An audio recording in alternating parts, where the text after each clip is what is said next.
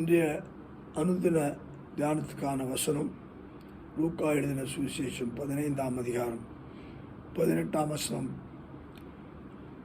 இப்படியாக சொல், நான் எழுந்து என் தகப்பனிடத்திற்கு போய், தகப்பனே, பரத்துக்கு விரோதமாகவும் உமக்கு முன்பாகவும் பாவம் செய்தேன். இது கெட்டகுமாரனுடைய அறிக்கையாக இருக்கிறது. இதற்கு தலைப்பை நான் சொல்லும்போது அது ரிப்பென்டன்ஸ், மனம் திரும்புதல்.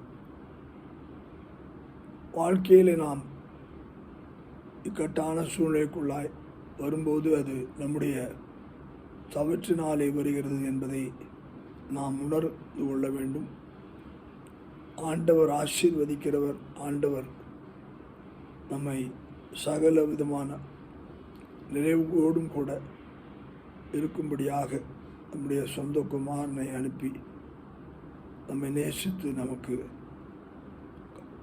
நாம் வாழ அவர் கல்வாரி சிலுவையிலே பாடுகளை ஏற்றுக்கொண்டு பாவங்களை சுமந்து நம்மை நிரபராதிகளாக எல்லா நன்மைகளையும் பெற்றுக்கொள்ள அவர் மரித்து உயிர்த்து மீண்டுமாக இம்மையோடு நாம் ஆசீர்வாதத்தை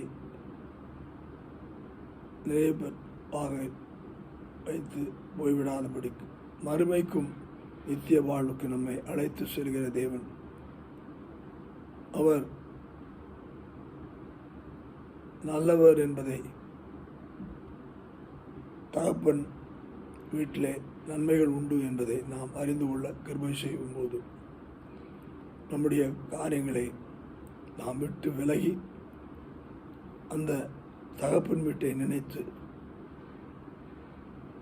தகப்பன் வீட்டுக்கு திரும்பி போக நம்மை ஒப்பு கொடுக்கும்போது அங்கே நடைபெறுகிற காரியம் மனம் திரும்புதல், மகிழ்ச்சியும், அது இழந்து போனதையும் நாம் பெற்றுக்கொள்ளத்தக்கதாகவும் அந்த மனம் திரும்புதல் இருக்கிறது. நம்முடைய வாழ்க்கையை நாமே சூன்யப்படுத்திக் கொள்ளாதபடி நாம் தகப்பன் வீட்டுக்கு சென்று சத்தியத்திலே நடந்து இழந்து போனதை பெற்றுக்கொள்ள தேவன் நமக்கு கிருபை செய்வாராக. கர்த்தருக்கே மகிமை உண்டாகட்டும்.